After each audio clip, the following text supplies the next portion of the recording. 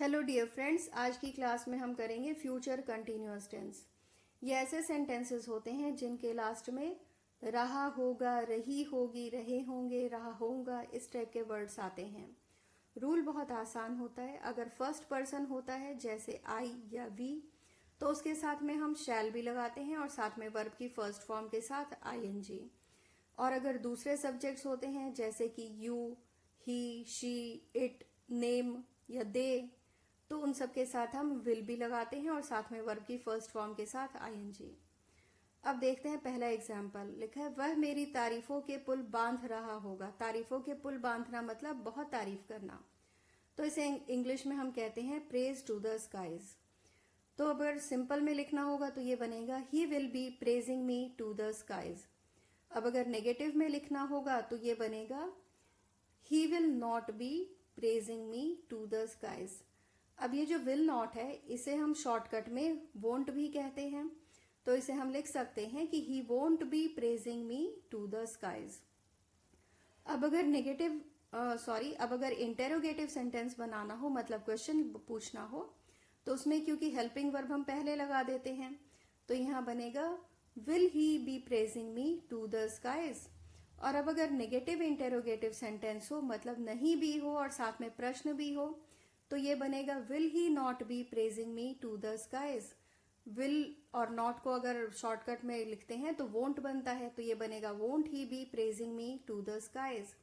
Second sentence है वह दूसरों के मामले में अपनी टांग अड़ा रहा होगा। हम तो हिंदी में टांग अड़ाना कहते हैं, लेकिन इंग्लिश में इसे नाक घुसेड़ना कहते हैं। तो वो बोलते हैं he will be poking his nose into the affairs of others. Third sentence है कि वह मेरा दिमाग खा रहा होगा। दिमाग खाना मतलब परेशान करना। तो इसे हम बोलेंगे ही will B ironing my head. Iron the head एक फ्रेज होता है, मतलब परेशान करना।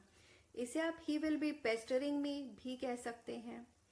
फोर्थ सेंटेंस है वे उस पर लगाए गए आरोपों का खंडन कर रहे होंगे। खंडन करना मतलब उसे नहीं मानना, उसे इनकार कर देना। तो इसे हम कहते हैं इंग्लिश में रिफ्यूट द चार्जेस। और जो लगाया गया होता है तो उसे हम लेवलिंग कहते हैं, तो इसे पास्ट टेंस में लेवल्ड बोलेंगे। तो ये बनेगा they will be refuting the charges levelled on him. Levelled मतलब लगाया गया या लगाया हुआ था जो होता है। फिफ्थ सेंटेंस है कि हम ऐशो आराम की जिंदगी जी रहे होंगे। ऐशो आराम की जिंदगी जीना मतलब धनी आदमी की जिंदगी जीना। तो अब उसे इंग्लिश में कहते हैं live like a maggot in bacon. Bacon जो होता है वो सुअर का मांस, सुअर का सूखा नमक मिला हुआ मांस होता है। मैगट जो होता है वो हाउस फ्लाई का लार्वा होता है। मतलब अगर एक छोटे से कीड़े को ढेर सारा मांस में रहने को मिल जाए तो उसकी जिंदगी तो बहुत ऐशो आराम की कटेगी। इसलिए ये एडियम यूज किया जाता है। तो इसे हम बोलेंगे we shall be living like a maggot in bacon. Sixth sentence है कि क्या वह अपने देश के नाम पर कलंक नहीं लगा रहा होगा। कलंक लगाने को कहते हैं ब्रिंग अ स्लर। तो ये बनेगा will he not be bringing a Slur on the name of his country. Seventh sentence है कि वह इधर उधर की बातें बना रहा होगा। मतलब मुद्दे की बात नहीं कर रहा होगा, सिर्फ इधर उधर की बातें कर रहा होगा। तो इसे इंग्लिश में दो तरह से कहते हैं he will be walking around in hot porridge. Porridge मतलब दलिया होता है। या फिर इसे हम कह सकते हैं he will be beating around the Bush. Bush मतलब झाड़ी होती है।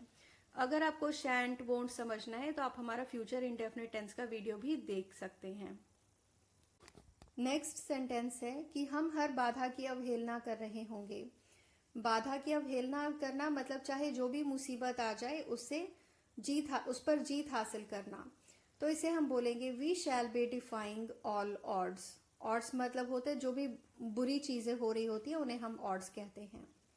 नाइन्थ सेंटेंस है बच्चा खिलौने के लिए बहुत रो रहा होगा। जब बहुत ज्यादा कोई रो रहा होता है तो उसे हम कहते हैं क्राई हार्ट आउट।